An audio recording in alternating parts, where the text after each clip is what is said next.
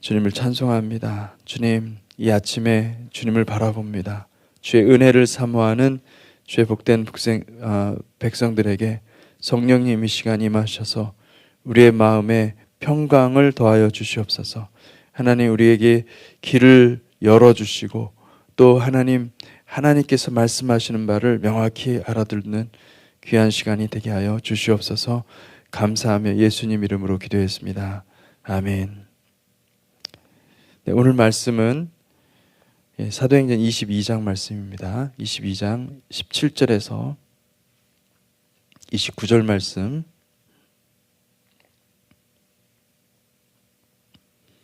예, 17절에서 29절까지 말씀입니다. 함께 찾으신 줄 알고 같이 교독하겠습니다. 후에 내가 예루살렘으로 돌아와서 성전에서 기도할 때에 황홀한 중에 봄에 주께서 내게 말씀하시되 속히 예루살렘에서 나가라.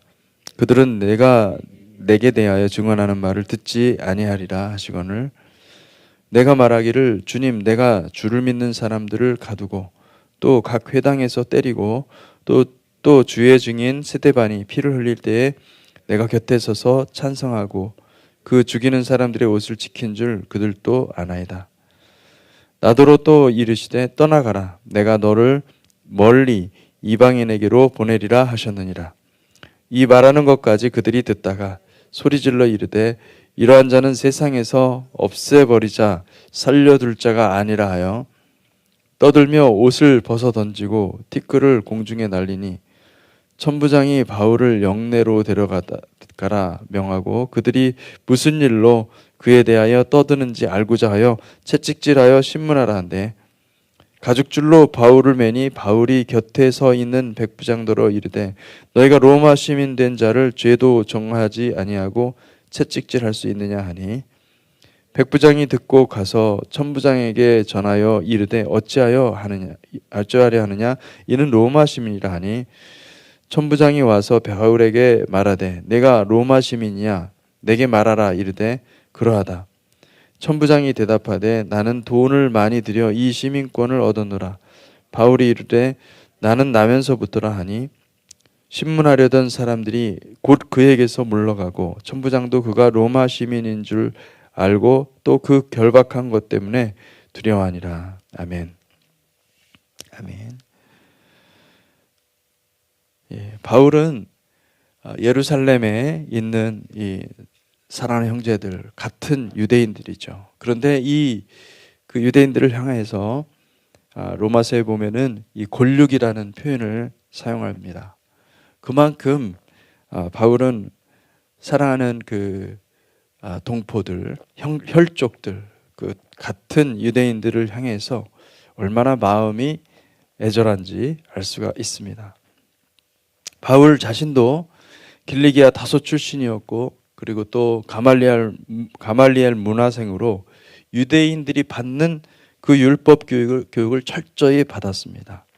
그리고 예루살렘에서 자라면서 율법이 얼마나 소중한지를 너무나 잘 알았고 그리고 또 성전 중심의 삶을 통해서 철저하게 유대인으로서 받을 수 있는 모든 교육을 다 받았습니다. 그리고 바울은 특히 자신이 성전에서 제사 드리면서 내가 다른 사람이 아니라 유대인이다. 내가 하나님의 말씀을 받은 유대인이다. 이 사실에 대한 자부심이 굉장히 강했습니다. 얼마나 열심히 얼마나 강렬했든지 19절에 오늘 읽은 19절에 이렇게 말씀하고 있죠. 내가 말하기를 주님, 내가 주를 믿는 사람들을 가두고 또 각 회당에서 때리고 또 주의 증인 스데반이 피를 흘릴 때 내가 곁에 서서 찬송하고 그 죽이는 사람들의 옷을 지킨 줄 그들도 아나이다. 그러니까 그들이 이 지식을 알고 있다는 것은 뭐냐 하면 그가 철저하게 뼛속까지 유대인이라는 것을, 바울이 유대인이었다는 것을 모르는 사람이 없습니다. 이 얘기를 하는 거죠. 그래서 그는 그렇게 율법을 사랑하고 성전을 사랑했는데 감히 크리스찬이라는 사람들이 나타나가지고 예수 믿는 사람들이 율법과 성전을 모독하고 있는 그런 모습을 가만둘 수가 없었습니다. 그래서 바울은 그들을 찾아가서 그들을 잔멸했다 이렇게 기록하고 있죠.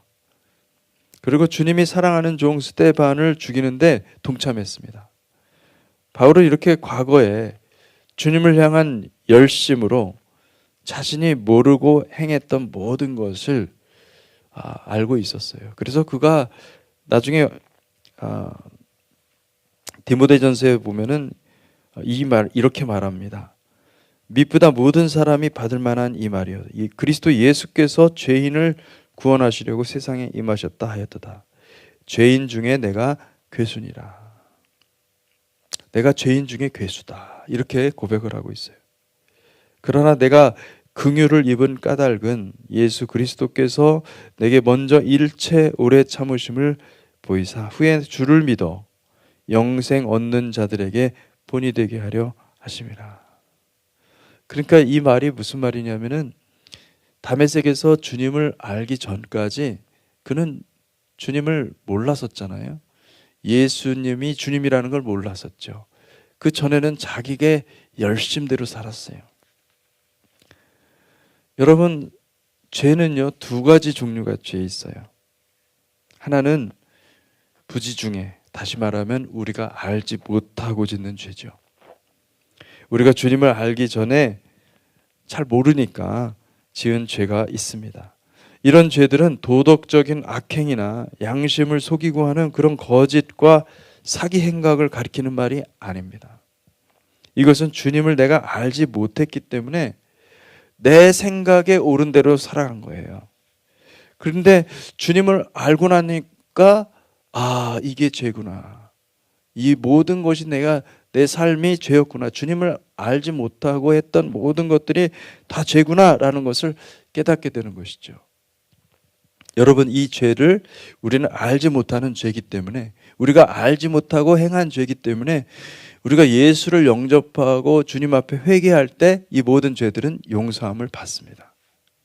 왜냐하면 우리가 알지 못하고 지은 죄거든요. 여러분, 우리가 제사를 유대인들이 제사를 드리지 않습니까? 그죠? 레위인들을 중심으로 해서 제사를 드리죠. 그런데 그 제사의 속죄제, 제사는 가장 기본이 속죄제거든요. 근데 이 속죄제는요, 누구에게 대상이냐면요, 부지 중에 지은 죄를 속하는 것입니다. 그것을 깨끗게 하는 것입니다. 그러니까 이 제사는 모든 제사, 우리가 알고 있는 5가지 제사는 다 무엇이냐면 우리가 알지 못하고 지은 죄, 그것을 하나님이 깨끗이 청소하는 것이에요. 베드로도 그렇게 얘기했죠. 베드로도 주님, 내 발만 씻을 것이 아니라 내 온몸을 다 씻어달라고. 참 이 말도 안 되는 얘기를 했는데, 여러분, 주님이 온몸을 씻을 필요가 없어요. 왜냐하면 우리가 주님을 영접하고 회개하면, 그리고 새로운 삶을 시작하고 거듭나면, 그러면 무엇이 되는 것입니까? 사실은 온몸이 씻어져 나가는 거예요. 우리가 알지 못하고 지었던 모든 죄악들은 깨끗이 소멸되는 것입니다. 여러분, 우리가 주님을 알지 못하고 짓는 죄들, 우리가 주님을 알지 못했기 때문에, 주님을 주로 영접하지 못했기 때문에, 내 마음에 주님을 알지 못했기 때문에 지은 모든 죄는요, 예수 그리스도를 영접하면서 우리가 회개할 때에 우리가 성령을 받습니다. 그럼으로써 모든 죄악이 다 씻어지는 것이죠. 그런데 성경에는 또 다른 죄가 있다고 그래요. 그건 뭐냐면은 고범죄 또는 자범죄라는 이름의 죄들입니다. 이 죄는 주님을 공격하고 주님을 욕되게 하는 죄악이에요. 주님을 안 후에도 양심을 따라 살지 않고 하나님이 주신 생각을 따라 살지 않고 이 세상의 생각으로, 이 세상의 마음, 이 세상 욕정으로 살아가는 모든 삶을 죄라고 그러는 거예요. 주님을 알고도 짓는 죄를. 근데 사실 이게 굉장히 무서운 것입니다. 왜냐하면 이것은 주님 앞에서 죄를 쌓는 것이에요. 그러니까 우리가 살아가는 동안에 지속적으로 하나님 앞에 나아가서 회개하고 우리의 발을 씻지 않으면은 이 죄는 우리 주님 앞에 남아 있습니다. 여러분, 이게 굉장히 무서운 거죠, 사실은. 여러분, 우리가 주님을 알지 못했을 때 지은 죄, 다시 말하면 사도 바울이 지금 얘기하고 있잖아요. 내가 죄인 중에 괴수라. 주님이 다 용서함을 받았고요, 용서해 주셨어요. 그리고 그는 죄를 안 지으려고 얼마나 성령님 앞에서 얼마나 통곡하고 기도하며 하나님 앞에 나아갔을 거예요. 바울이 그런 말을 하고 있죠. 내가 본이 되기 위해서, 믿는 사람의 본이 되기 위해서 나를 이렇게 했다. 주님 그렇게 말을 하고 있죠. 여러분, 이 고범죄, 자범죄, 이거는요 제사로도 안 되는 거예요. 이것을 해결할 수 있는 방법은 무엇이냐면 주님 앞에 내가 죄인입니다, 내가 잘못했습니다, 이 죄를 다시는 짓지 않겠습니다, 그리고 끊어내는 것입니다. 여러분, 죄를 끊어내시기를 주님의 이름으로 축복합니다. 아멘. 우리가 그 죄가 그대로 있으면은 우리 마음속에, 우리의 생각 속에, 우리의 삶 속에 그것이 죄가 그대로 있으면요, 그거 해결해야 돼요. 그걸 해결하지 않고서 우리가 하나님을 뵐 수가 없습니다. 반드시 해결하셔야 됩니다. 아멘. 죄에 대한 철저한 애통함이 있어야 됩니다. 그리고 그 죄를 다시는 짓지 않는 것이 중요하죠. 우리의 오늘날 성도들의 삶에 질병과 고통과 상처와 아픔이 지속되는 원인 중에 하나가 무엇입니까? 바로 죄 때문입니다. 우리 안에 죄가 있기 때문에, 우리가 죄를 범하였기 때문에, 우리 안에 자범죄가 있고 고범죄가 있기 때문에, 물론 이것이 아주 유일한 원인은 아니에요. 하나님이 이런 어떤 질병이나 고통이나 고난을 주시는 이유 중에 하나죠. 하나일 뿐이죠. 그래서 사도들은 죄를 적극적으로 끊어내라고 말씀했습니다. 야고보서 5장 16절에서 20절 말씀에 이렇게 기록되어 있습니다. 그러므로 너희 죄를 서로 고백하며 병이 낫기를 위해서 서로 기도해라. 의인의 간구는 역사하는 힘이 큼이니라. 자, 여기서 의인의 간구가 역사하는 힘이 크다라는 말은 무엇이냐면, 누가 의인입니까? 죄를 고백하고 하나님 앞에서 내가 죄인이라고 고백할 때 의인이 되는 것이죠. 내가 그냥 의인이 되는 게 아니죠. 내가 죄인입니다, 내가 하나님 앞에서 정말 죄를 지었습니다, 내가 그것을 고백하고 서로 고백하고, 그럴 때 성령님이 역사하신다, 이런 뜻이에요. 여러분, 우리가 성찬식을 하지 않습니까? 성찬식을 할 때도 우리가 가장 먼저 우리가 기도하면서 주님, 내 안에 죄가 생각나게 해주십시오, 지금 하게 해주십시오. 그리고 사실은 정말 성찬식을 제대로 하려면은 여기 뭐라고 그랬죠? 하나님 앞에 고백하는 것이 아니라 하나님은 다 아시니까 서로 병낫기를 위해서 서로 고백하고, 서로 죄를 고백하고, 너희 죄를 서로 고백하고 병낫기를 기도하라 라고 말씀하셨거든요. 그래서 이 말씀을 지켜서 여러분, 우리가 잘못했습니다, 내가 죄인입니다 라는 것을 서로 고백할 수 있어야 됩니다. 그리고 그것을 고백할 때 성령님이 역사하신다, 강력한 성령님이 역사하신다라는 것을 말씀하고 있어요.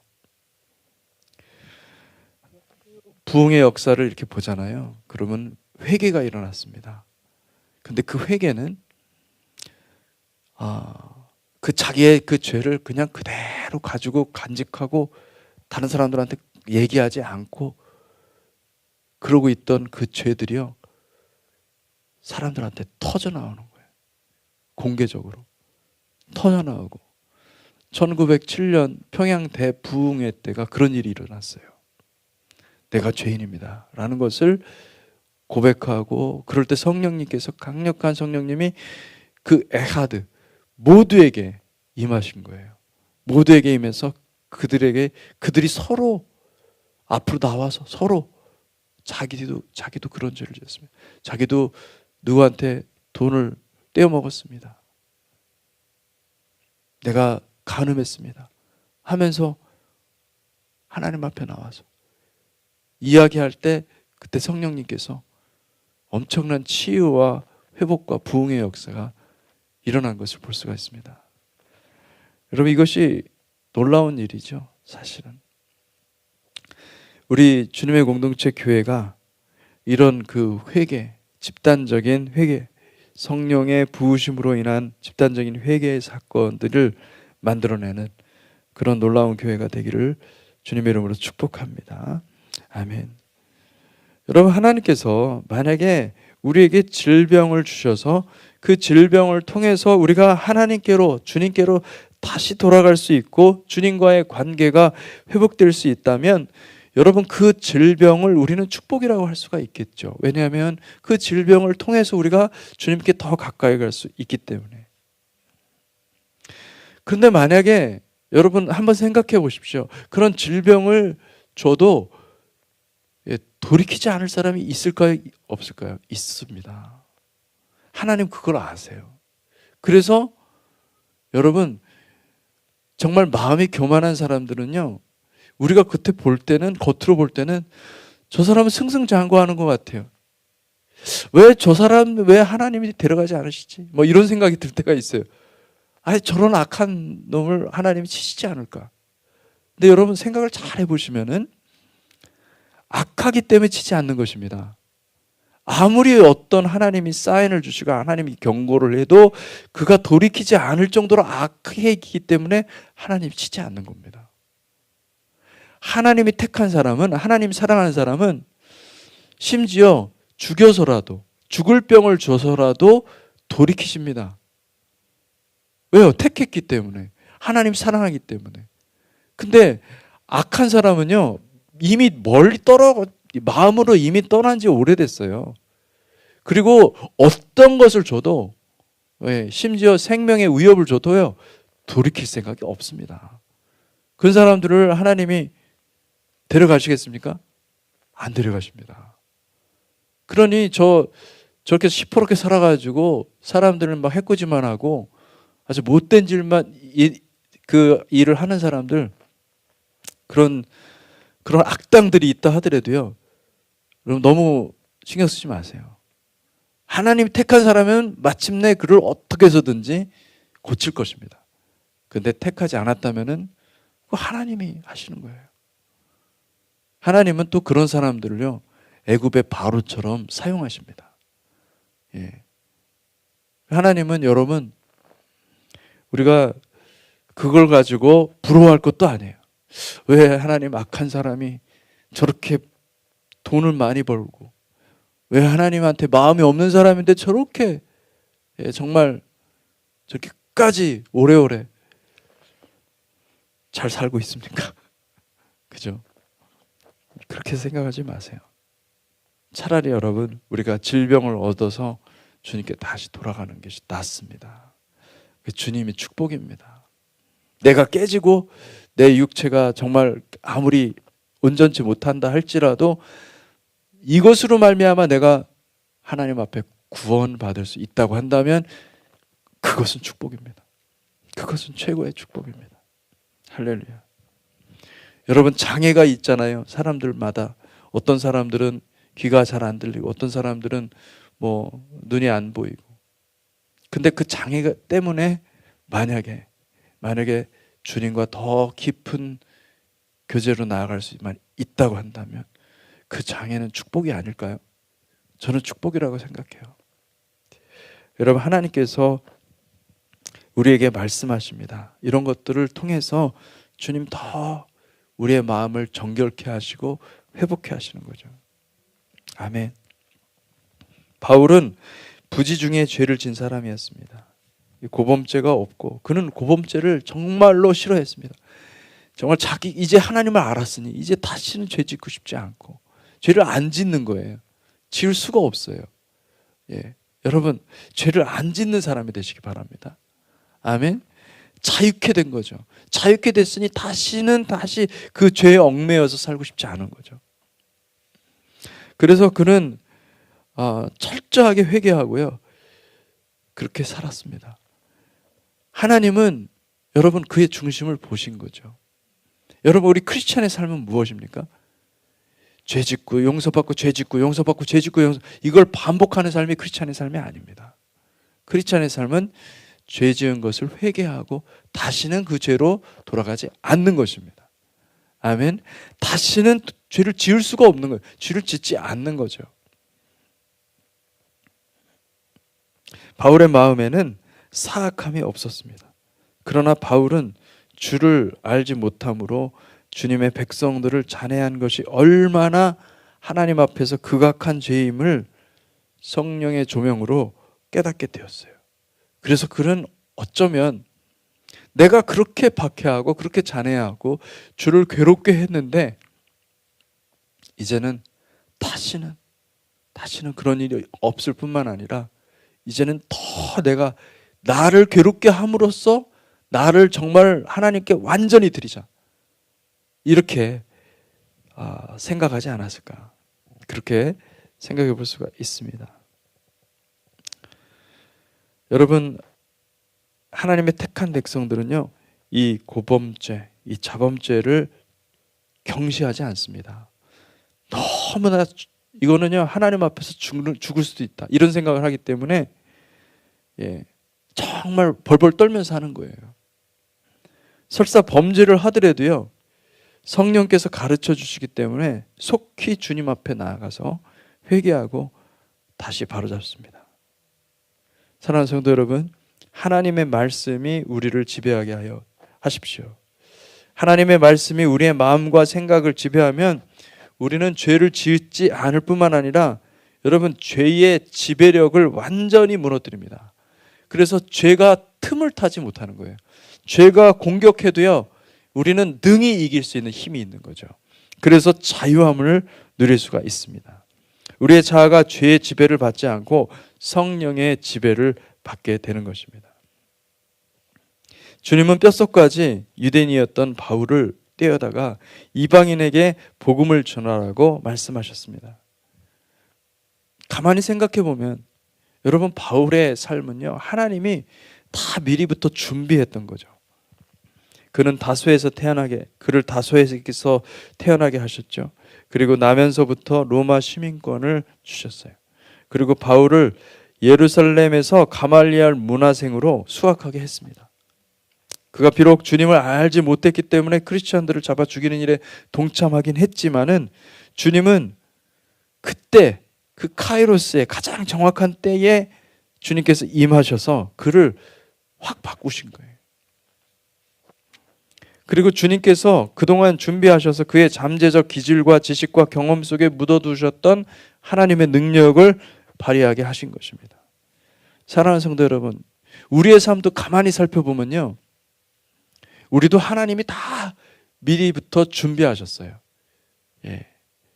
여러분의 성장 배경, 자라온 모든 환경, 그리고 또 관계, 이런 것들이요, 우연히 없는 거예요.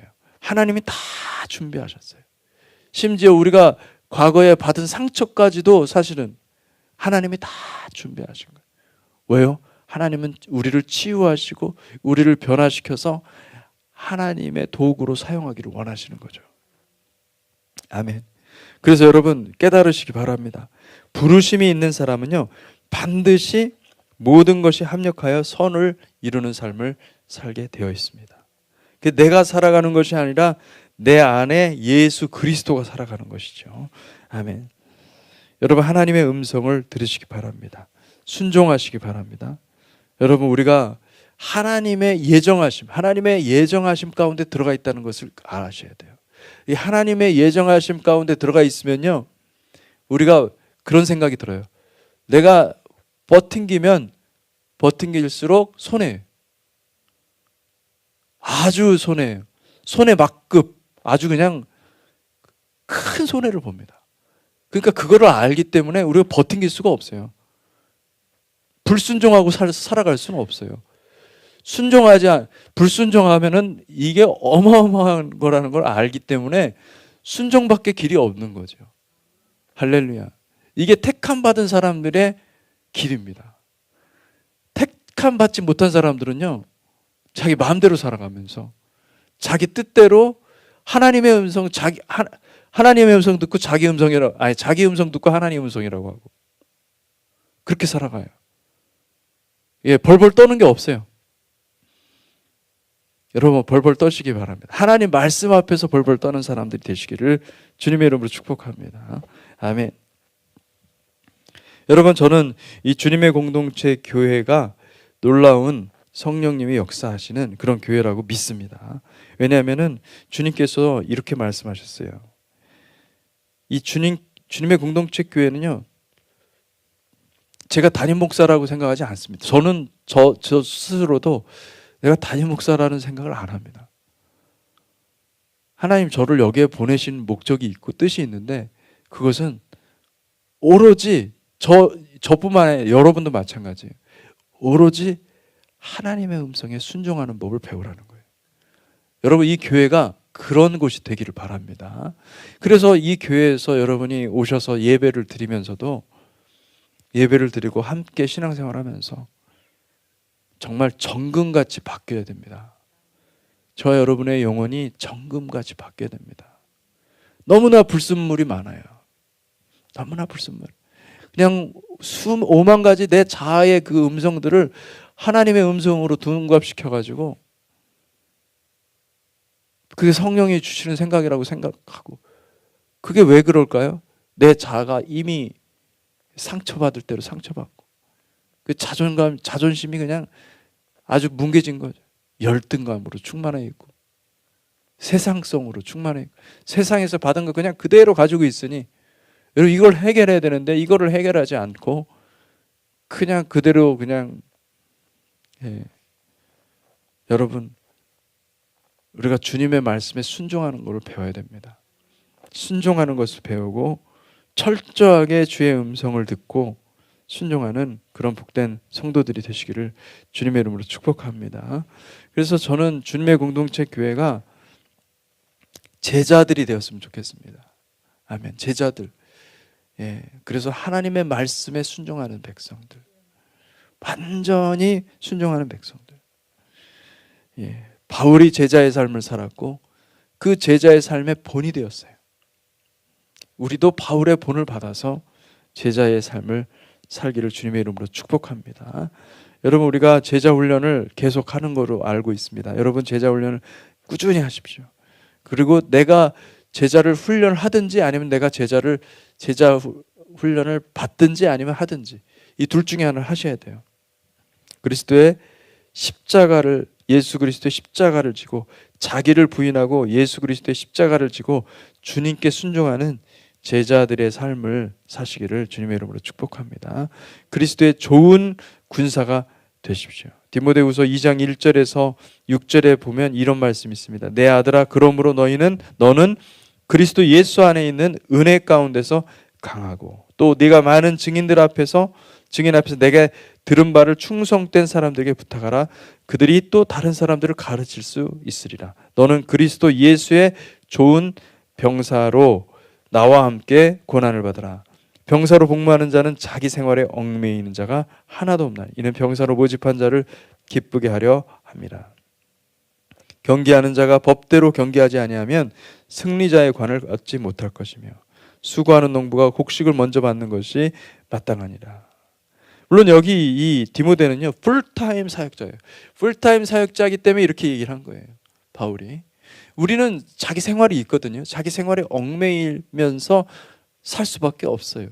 근데 여러분, 자기 생활에 얽매이면서도 여러분 철저하게 주님의 뜻을 따라서 내 삶, 나의 어떤 비즈니스, 나의 모든 돈 버는 이 세상 일이라 할지라도요, 이것이 주님의 일로 만들어야 됩니다.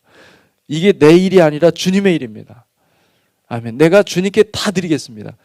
주님 것입니다 라고 생각하시고요, 주님이 인도하시는 대로 가십시오. 그걸 놓고 기도하시고, 그래서 이것 자체가 여러분들의 주의 사역이 되기를 주님의 이름으로 축복합니다. 킹덤 비즈니스가 되기를 주님의 이름으로 축복합니다. 그래서 우리가 그렇게 사역해야 돼요. 성실하게 주님의 뜻을 따라서 살아갈 때 성령께서 우리 가운데 일하실 것을 믿습니다. 우리 같이 기도하겠습니다. 주님, 감사합니다. 이 사도행전의 말씀을 통하여서 이 바울의 심정을 들을 수 있게 하시니 감사합니다. 바울은 정말 유대인이었고 또 하나님의 말씀에 충성된 자였고 하나님 무엇보다 그러나 주님을 만난 사람이었습니다. 주님을 만나고 완전히 180도 바뀐 아버지 완전히 새로운 삶을 살게 되었습니다. 주님 우리가 그렇게 주님을 만나고 완전히 바뀐 삶을 살기를 원합니다. 성령님 우리에게 은혜를 베풀어 주시고 빛을 비춰 주시옵소서. 그래서 우리가 주님의 길을 걸어갈 수 있도록 주님께서 조명하시는 그 복된 길을 걸어갈 수 있도록 축복하여 주시옵소서. 감사하며 예수 그리스도 이름으로 기도하였습니다. 아멘.